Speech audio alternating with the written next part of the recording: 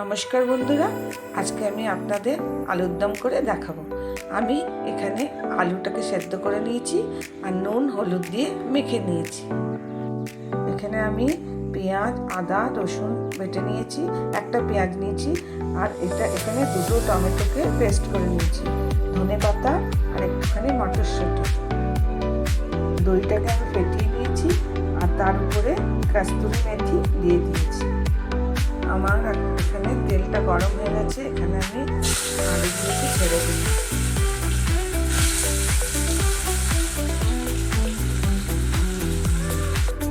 আলুগুলো আমার লাল লাল করে ভাজা হয়ে গেছে, এবার আমি এক এক করে তুলে নেব।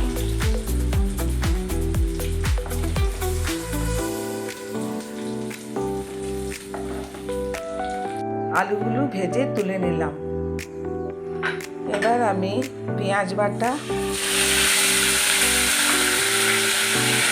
পেঁয়াজ আদা রসুন বাটা দিলাম, একটু ভাজা ভাজা করবো।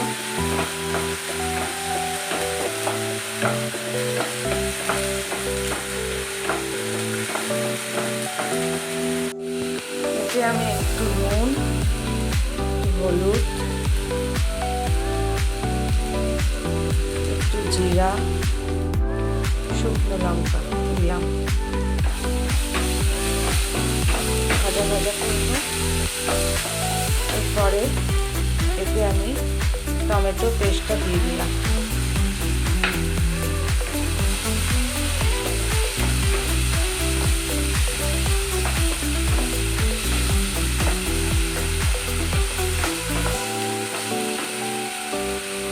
মটরশুঁটিটা দিয়ে দিলাম।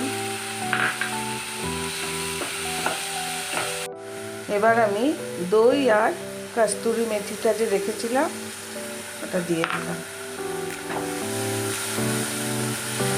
ভালো করে নাড়াচাড়া করে আমি এখন এটাকে কষাবো।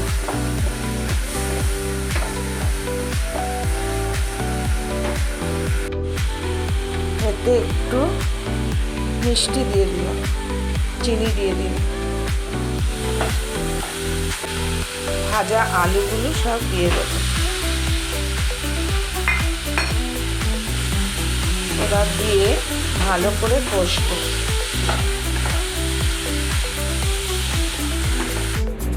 এবার আমি ধনেপাতা কুচিটা দিয়ে দিলাম।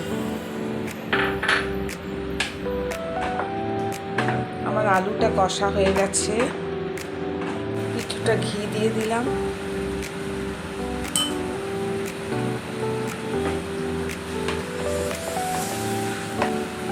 এরপরে আমি কিছুটা ফ্রেশ ক্রিম দিয়ে দিলাম।